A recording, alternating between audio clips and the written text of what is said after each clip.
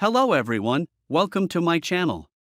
My name is Xony, and today we're going to have some more stories from Reddit. But before we start, it would be so much appreciated if you would subscribe to my channel, like the video if you enjoy it, and maybe leave a comment down below.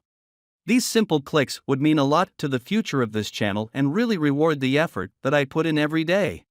And now without further, let's go. Now, let's get into today's stories to find out what happened. My wife, 38 female, and I, 43 male, were married for 13 years. She was a second grade teacher at an elementary school for several years.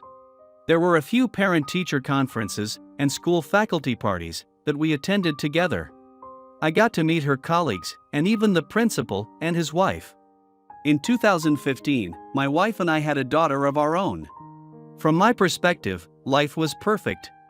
My mill decided to treat us to a trip to Hollywood, California.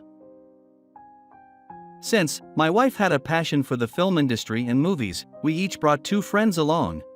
As a group, we toured a few of the film sets for The Mandalorian. Afterwards, we split up. The girls went to a nightclub while the guys went to a casino, aiming to win some money playing poker. While we were apart, my wife texted me about all the naughty things she wanted to do to me. When we got back to the hotel room, I got back early, around 11 p.m., showered and ready to have fun. She didn't return until well after 1 a.m. In a drunken stupor. Clearly nothing was happening tonight, so I tucked her into bed and plugged in her phone. When it lit up, I noticed a text from someone named Bill that read, "I wish I was there with you." This wasn't on her default messaging app, so I unlocked her phone and started reading. Through their conversation about the school students and other things, I was able to figure out that it was the principal. Mixed into their casual conversation were messages of adoration and flirting. My wife sent him pictures of her in her hot outfits and lingerie that was supposed to be for my eyes only. After he told her how hot she was, they discussed how bad it would be if anyone found out about them talking. So they decided they would change their passwords and refrain from texting each other in front of their spouse. It was a terrible plan, and my wife apparently forgot to change her passcode. He also told her he loved her, and I was devastated that, she said, she loved him too. I took screenshots of everything and sent them to my phone. I found AP's wife on social media. I deleted all traces of my gathering evidence before setting my wife's phone down and waking her up with one question. I asked her why she was messaging the principal of her school. She sat straight up in bed with a gasp and asked me what I was talking about. It looked like she glanced around for her phone too. I told her not to play dumb and that I just read everything and wanted answers. She covered her face and wailed before I asked anything. She said she only played along because, he said, his wife didn't love him anymore. She immediately promised me she would never speak to him again. I told her I didn't care if they continued their relationship because we were over and everyone around town was going to hear what was going on between them. She begged me, sobbing, not to tell anyone about it. I'm sure she would have jumped me if she knew I had the evidence on my phone. I knew she wouldn't leave the hotel without doing her hair and makeup, so I left her there, luggage in hand. Just before the door slammed shut, she screamed that this would ruin our lives. I knew that, and I wanted it to ruin hers and his. Our daughter and I would cope. But when I thought of her, I did feel despair. Her mother betrayed us. I told my mill and wife's friends that I discovered my wife's affair with the school principal. They could hardly believe it and didn't say much. My mill apologized to me and said this came as a shock to her. She said she regretted taking us on the trip, but I told her not to blame herself. The only people who needed to feel bad were my wife and AP. I left the hotel with my friends and reached out to AP's wife to tell her everything along with the proof. The town we lived in, where my wife taught second grade, was a small, close-knit town. Word traveled fast, and chances were everyone knew you or knew of. After I told AP's wife the terrible news, she took it to social media and reported their affair to the Department of Education herself. My wife was correct. This did ruin their lives. Neither of them were permitted to set foot in the school again. And both of them were served divorce papers. The proof I gathered ensured that I received full custody of our daughter.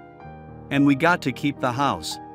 My wife had no choice but to stay with one of her friends because her mother and everyone else turned against her. From what I heard, the principal left the state after he lost his career and family. Now let's get into the second story. My fiancée, 26 female, was an extremely spoiled woman. She always had things handed to her, but she never noticed. She just thought was easy, and things would always work out. A part of me fell for this optimism of hers, because she drew people in like sunshine. It's no wonder people gave her whatever she wanted. She didn't even have to ask. We dated for 2.5 years before I proposed. I met her family a year into our relationship and we grew close, and I felt like she was meant to be my wife. We started planning our wedding, and it was sure to be a grand event. Her parents spared no expense, agreeing to anything their daughter wanted. One day, she took one of her bridesmaids, named Heather, to order our wedding cake. When she came home, I expected to hear all about it and see pictures of what she decided on. Instead, she seemed off. She said she didn't feel good and needed to lay down. I asked her how it went, but all she said was that they weren't able to pick one out. I was worried about her, but it was just the start of her odd behavior. Over the next 4 weeks, there were several odd occurrences. One night, my fiancée told me she needed to take one of her bridesmaids out to dinner because she was tempted to cheat on her husband. I was surprised but wished her luck, persuading her friend that cheating is never worth it. She didn't get back until I was fast asleep, and all she said the next day was that she did her best to convince her. Another night, she left the apartment while I was in the shower. It was completely unexpected, so I tried calling her, but she didn't answer until the third try. She said she realized we needed kitty litter for the cats. After she hung up on me, I found a full bag of kitty litter in the back of the closet, like she hid it from me. When she got back 3 hours later, without kitty litter, I asked her if she was having doubts about us. She immediately said no and added that I didn't need to be so concerned. When she stepped out, this was bad and weird. I asked her if her friend was cheating on her husband. This caught her off guard, but she admitted her friend was. I said that was too bad and that she should tell her friend's husband so he could file for divorce. She just looked at me like I was crazy and said she wouldn't rat on her friend even if she was cheating on him. I told her that while it's true that cheating ruins lives, he deserves to know the truth of his wife's betrayal, because no one would want to stay married to a cheater. She couldn't look me in the eye, and it was clear she didn't want to talk about it anymore. Suddenly, there was just 1 month left before the wedding. My fiancée came home late, claiming she was at a birthday party for Heather. After she passed out in bed, I got a message from Heather herself. She told me that she didn't feel right coming to me, but she didn't feel right keeping secrets either. My fiancé had told her to lie to me if I asked about her birthday party. On top of that, she was with her when she was supposed to order our wedding cake. She met a man there who started flirting with her. He asked if she was sure she wanted to get married, because he could win her heart if she let him. She was taken aback, but gave him her number and basically invited him to try. Heather asked me if she'd been acting weird or if I suspected she was seeing someone else. I told her yes and thanked her for telling me. While she slept, I checked her phone. I found messages between her and AP even before she got home that night. He asked if he was winning her heart, and she replied yes. That night, as my fiancée slept, I installed spyware on her phone so I could see what they said to each other when she woke up. I told her I was going to stay at my best man's house, Josh, until the ceremony in 1 month. For superstitious reasons, she didn't argue with me at all and actually seemed pleased that she would have the house to herself. While we lived separately, she increased the intimacy and romantic messages she sent to AP, even telling him he was a better lover than me and I was already coping with the end of our relationship.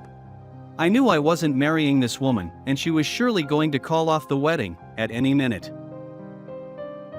Well, she didn't. She tells AP through the phone that she has to marry me, because her family has already accepted and approved of me. However, since I hadn't discovered their affair yet, they would keep seeing each other until she could frame me for cheating on her so she could get the house and alimony payments. I could not believe the sheer evilness of her plan. She wanted to completely ruin my life. Even though I didn't do anything to deserve this, I told my best man, Josh, everything. He helped me to plan revenge against her. I had images of their messages, so we planned the most embarrassing moment of her life. The day of the wedding came, and we got ready as if it was the real deal, except we had a few surprises in store. The chapel had a speaker system installed, so we wired ourselves with small microphones. I stood at the altar, presenting every moment I spent with this entitled bimbo. As my would-be wife walked down the aisle, surrounded by her emotional and supportive family, they snapped pictures and filmed. Suddenly, Josh stepped forward and said, "Wait a minute." His voice was loud and clear, and instantaneously made everyone uncomfortable. The bride stopped walking. Josh looked at my face, even grabbed it sarcastically and said, "I think we have the wrong lover." Everyone gasped as he rushed over to the curtain behind us, pulling it aside to reveal AP dressed in a suit, holding a sign that read "Marry me" instead. The bride fainted. Everyone really started freaking out. They didn't know what to think, but I could tell they wanted to be mad at someone. When she came to with a damp cloth on her head, her family demanded answers. She didn't even know that Josh and I contacted AP, asking him to marry her. Instead, we were able to convince him that it was what she truly wanted and that their wedding would be a happy, wonderful day. He got down on one knee with his sign, and my fiancée only started sobbing. Her family was still demanding answers, as she stared at me with tears streaming down her face. Her father finally had enough and grabbed AP by the arm, dragging him outside. She dropped her knees in front of me at the altar, begging me to forgive her, because she truly wanted to marry me. Which is why she didn't call off the wedding. I didn't say a word. Josh started reading the messages between her and AP, pronouncing the naughtiest words loud and clear. It became super awkward in the room, and her family started to believe she was cheating on me. Before everyone started filing out, her mother wailed over how much money they spent on the wedding. She asked her how she had the audacity to ruin her life and future by sleeping with another man when she was engaged to be married. Everyone, including Josh and I, left my would-be wife alone in the chapel. Since that day, her only goal has been to get back her family's trust and support. But after that nightmare, I doubt things will ever be easy for her again. After having an altercation outside, AP realized pretty quickly that he messed up, too.